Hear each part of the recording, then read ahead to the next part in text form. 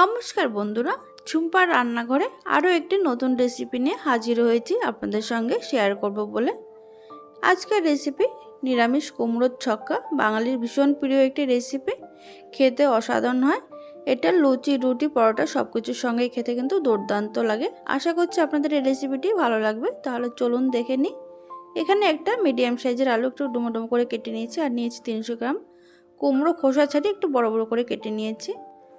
কুমড়োর ছক্কা তৈরি করার জন্য সবার প্রথমে একটা মশলা তৈরি করে নেব। বাটিতে দিয়ে দিয়েছি 1 চামচ জিরের গুঁড়ো, 1 চামচ ধনে গুঁড়ো, হাফ চামচ কাশ্মীরি লাল লঙ্কার গুঁড়ো কালারের জন্য, দিয়েছি হাফ চামচ হলুদ। এবার সামান্য জল দিয়ে এটা গুলে নিচ্ছি। দেখুন জল দিয়ে গুলে নিয়েছি। এবার এটা সাইডে রেখে দেব। রান্নার জন্য কড়াইতে দিয়ে দেব 2 চামচ সরষের তেল। তেলটা খুব ভালোভাবে গরম হয়ে যাওয়ার পর গ্যাসের ফ্লেম মিডিয়ামে রেখে একে একে কেটে রাখা কুমড়োগুলো দিয়ে দিচ্ছি।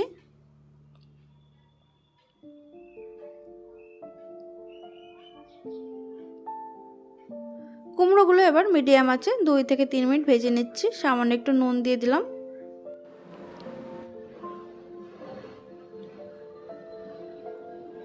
দেখুন কুমড়োর কালারটা যখন হালকা একটু লালচে রং ধরবে তখন এরকমভাবে ভেজে নিতে হবে। তবে এর থেকে কিন্তু খুব বেশি ভাজার দরকার নেই। 2-3 মিনিট ভেজে নিয়েছি। এবার এগুলো তুলে নেব তেল থেকে।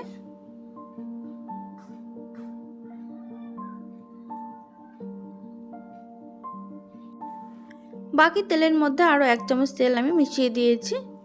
এবার এতে ফোড়ন দেবো একটা শুকনো লঙ্কা দিয়ে দিচ্ছি, একটা তেজপাতা 2 টুকরো করে নিয়েছি। এবারে দিয়ে দিলাম হাফ টিস্পুন গোটা পাঁচফোড়ন।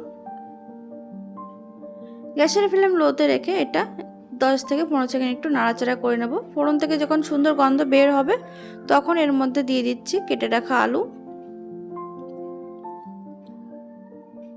আপনারা চাইলে আগের থেকে আলু আর কুমড়োটা আলাদা ভেজে তুলে রাখতে পারেন।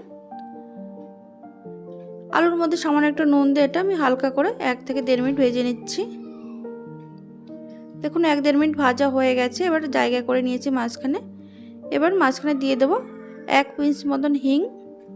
কুমড়োর ছক্কাতে হিং দিলে কিন্তু খেতে বেশ ভালো লাগে। তবে এই ফ্লেভারটা যদি আপনাদের কাছে ভালো না লাগে তাহলে আপনারা স্কিপ করতে পারেন। হিং দিয়ে একটু নাড়াচাড়া করে নেওয়ার পর দিয়ে দিলাম 1 চামচ আদা বাটা। দিয়ে দিচ্ছি এখানে 3টে কাঁচা লঙ্কা আমি বেটে নিয়েছি, পরিমাণে হয়েছে 1 চামচ। এবার এই আদা আর কাঁচা লঙ্কা বাটাটা 1 মিনিট একটু নাড়াচাড়া করে নেব আলুর সঙ্গে। 1 মিনিট নাড়াচাড়া করে নেওয়ার পর এবার এর মধ্যে দিয়ে দেবো আগের থেকে তৈরি করে রাখা গুঁড়ো মশলার পেস্ট। এবার 30 থেকে 40 সেকেন্ড একটু নাড়াচাড়া করে নিচ্ছি আলুর সঙ্গে। দেখুন 30 থেকে 40 সেকেন্ড একটু কষিয়ে নেওয়ার পর এবার এর মধ্যে দিয়ে দেবো ভেজানো ছোলা। এখানে আমি 3 থেকে 4 ঘন্টার জন্য কাঁচা ছোলাটা ভিজিয়ে রেখেছিলাম। তারপরে জল থেকে তুলে এর মধ্যে দিয়ে কিছুক্ষণ নাড়াচাড়া করে নেওয়ার পর ঢাকা দিয়ে 2 মিনিট রেখে দিয়েছিলাম লো আছে। 2 মিনিট পর ঢাকনাটা খুলে একটু নাড়াচাড়া করে দিচ্ছি।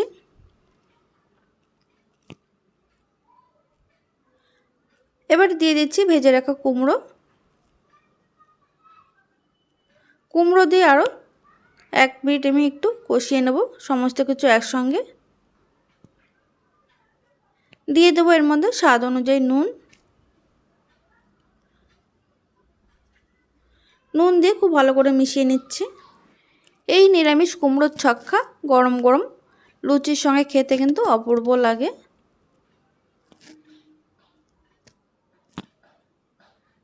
দেখুন কিছুক্ষণ নাড়াচাড়া করে নেওয়ার পর এবার এর মধ্যে দিয়ে দিচ্ছি পরিমাণ মতন জল। যেহেতু আলু আর কুমড়োটা এখনও পুরোপুরি সিদ্ধ হয়নি, সিদ্ধ হতে একটু সময় লাগবে, তার জন্য এখানে হাফ কাপ জল দিয়ে খুব ভালো করে মিশিয়ে নিচ্ছি।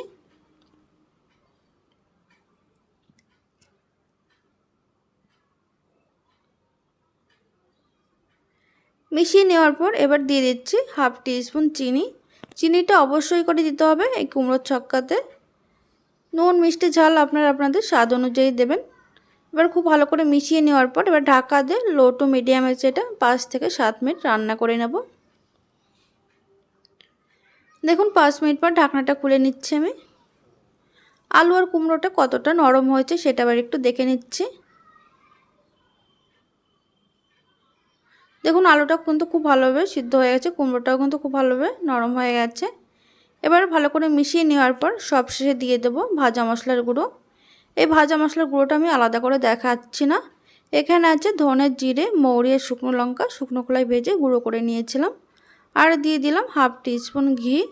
ঘি দিয়ে এবার খুব ভালো করে মিশিয়ে নেব। মিশিয়ে নিলেই একদম তৈরি হয়ে যাবে আমাদের আজকের রেসিপি নিরামিষ কুমড়োর ছক্কা, যেটা বাঙালির ভীষণ প্রিয় একটি রেসিপি। তাহলে বন্ধুরা, আজকের এই রেসিপি যদি আপনাদের কাছে ভালো লেগে থাকে তাহলে লাইক, কমেন্ট, শেয়ার করতে ভুলবেন না। চ্যানেলে নতুন বন্ধু হয়ে থাকলে চ্যানেলটিকে সাবস্ক্রাইব করে পাশে থাকা বেল আইকনটা অবশ্যই প্রেস করে দেবেন। এতে করে নতুন নতুন ভিডিও আপলোড করলে আপনারা সঙ্গে সঙ্গে নোটিফিকেশন পেয়ে যাবেন। দেখুন একদম তৈরি হয়ে গেছে পরিবেশন করার জন্য। আমি একটা বাটিতে এবার তুলে নিচ্ছি। আপনারা অবশ্যই এইভাবে বাড়িতে বানিয়ে আমাকে কমেন্টের মাধ্যমে জানাতে ভুলবেন না কেমন হয়েছিল। ভালো থাকবেন, সুস্থ থাকবেন।